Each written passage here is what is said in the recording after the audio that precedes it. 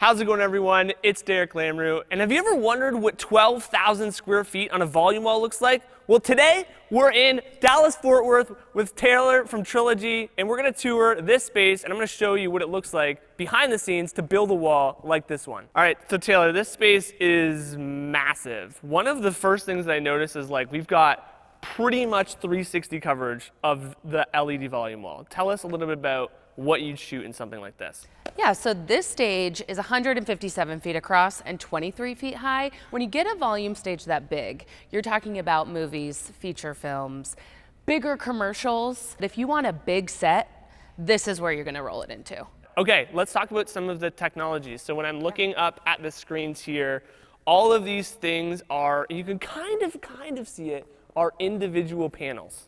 Exactly, yeah. So we are built up of thousands of individual panels that are about 2 feet by 2 feet. So they're kind of like boxes. They can actually pop out just like magnets. And what you see on the ceiling is OptiTrack. So OptiTrack is our tracking system so that when you're in Unreal Engine, your world actually moves around you. You're in a 3D space. Besides like green screen and blue screen where you can't see what you're acting against. Yeah. This is a screen where actors, your DPs, your directors actually get to see the in-camera effects, get to see the location. You get to actually light against an actual environment instead of a green screen where you kind of guess. Do you know how many OptiTracks kind of make up this? I see even not even on the wall, we've got some this way as well too. How many kind of make up this whole So space? we're looking at about 65 OptiTrack cameras. So all of that gets fed into a box that goes onto your DP's camera. Okay. And so data gets transferred into that box, and then your camera knows within 2 millimeters where you are inside your Unreal world, so that when your camera moves, your world moves with it. So that creates what we call a parallax effect. So we do have one rolling wall on our cinematic stage. So this will usually be used for more light and reflection. So if a DP or a director wants to flip it around so the actor is getting direct light on them, if you're trying to get a reflection on like a reflective suit or something like that, they can use this wall to do it. I mean, that's a big difference between green screen and having a volume wall is you can't wear reflective clothing, otherwise you're rotoscoping like everything. Exactly. Whereas this is like, I mean, it feels natural. If you could wear like a clear suit, a glass suit, and it feels like actually you're in the scene. All right, now we need to know the nitty-gritty of how these things come together. So Hunter is the director of virtual production here at Trilogy. He's gonna walk us through kind of his setup for managing all of these cameras, and we're gonna go behind the wall and actually check out how these are built and the technology behind that.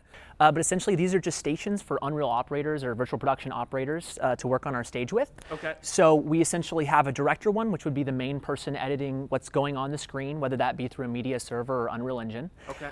Then we have a control. This is more the control of the wall itself, how bright the wall is, what color temperature we're sitting at, and then the general like middleman software like tracking systems and all that. Then finally, we have these two. They're actually the exact same. It's for an artist and a color station. As you can see, they actually have monitors on them so that they can see what's going through camera.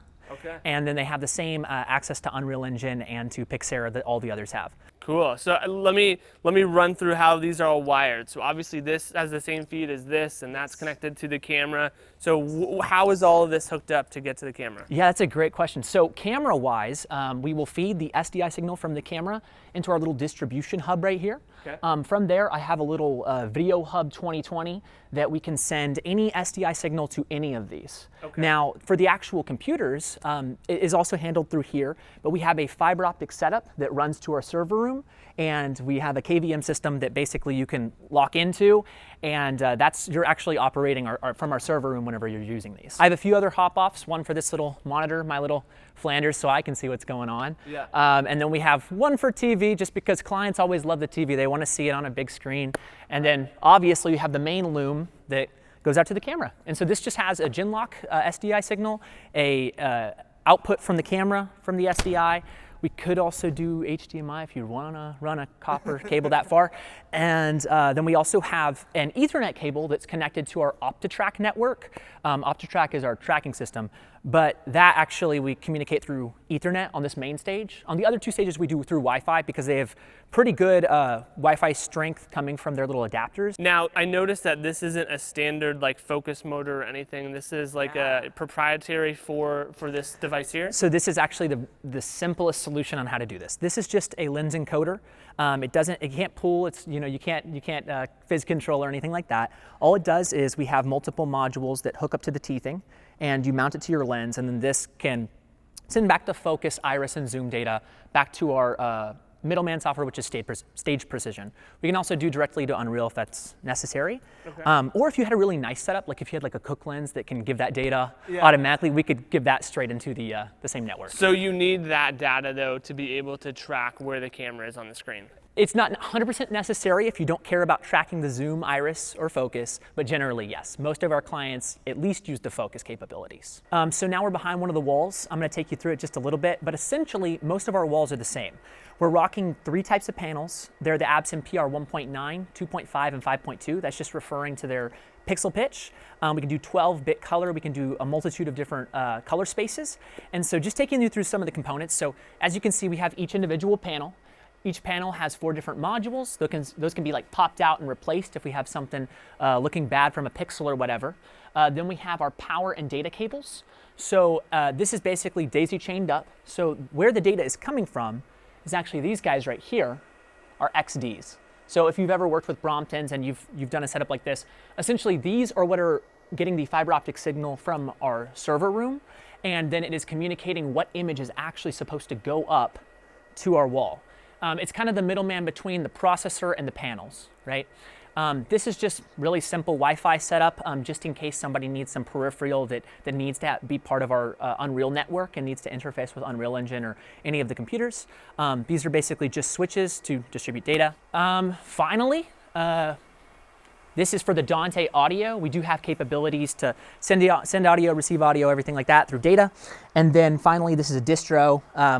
We have a bunch of different power capabilities. A lot of different productions come in and they want to have their 5Ks, they want to have their sky panels, and we try to facilitate all that. So this one is specifically for the wall. It does have a little bit of amperage that we could jump off from it, but we have, on most stages, we have a whole switch dedicated for the gaffing crew, if not more. All right, so what's this space? So we call this our car processing stage. So this stage was specifically built for driving scenes in movies, TV shows, commercials. So the whole idea is you bring in a car, and if a DP shoots through the window, it looks like you're driving, but you're not. Kind of trippy. It's really, if you stay in here for too long, you'll get dizzy. Wow, this is like it's like everything's moving around you, but you're not moving. Exactly. So you could roll up a car into here, and why would they come in here versus the other big stage? So because you are in almost a 360, all of these are on wheels. All of these panels are on wheels, so you can actually bring them in if you want. This ceiling panel can come all the way down. Oh, wow. So then your car is completely encapsulated. And so you can do like a full... Exactly. Wow. So the car is completely encapsulated, and why you would want that is because you want the real-time reflections. Now, the interesting part is if you were to have something come in here, the only thing you can't shoot is the floor. Correct. So you can either fake your floor, which most productions, if you're going to shoot a head-to-toe, yes, you would need to fake your floor. Also, if they were doing still photography, that's another thing that happens on our stages all the time, is especially for a car commercial. So if they get all of their shoots and their shots with the actors talking and it look like they're driving, then they can turn the floor into anything they want. So say they're on a mountain, you can put dirt on this floor and everything like that, and fake that you are in that actual place. The third and final, so this is called our commercial stage. So we do a lot of, like we were talking about, commercial and corporate work. Okay. So this is really easy for a 2-day commercial shoot. Right. And it's not as intimidating. Our big stage can kind of be intimidating, especially if no one's ever used virtual production on that crew before. So this stage is a lot more, easier to take in. Yeah, I and mean, kind of wrap your head around it. Yeah, I would say like this is what I like when I think volume wall. This is the size that I think. And of. I would say, like, if somebody says they have a big curved volume wall, this is the size you're going to be working with. This is just 50 feet across and 20 feet high. Just 50 so feet. Yeah, just 50 feet. But the same technology as our big stage. The exact same technology, just kind of shrunken down onto this stage. And then if you're really eager and need more space, how big is this space here? So we're in a 100,000 square feet warehouse that is already ready. It has water, it has power, it has HVAC, it has production offices. So a production could move right on in, and if you want to use it for a soundstage, great. Here we are. Wow, this is huge. If you guys have enjoyed this video and want to see more tours, just tap that subscribe button and comment below where you think I should go to next. I don't know if it's going to be as big as here. It won't be. We're in Texas.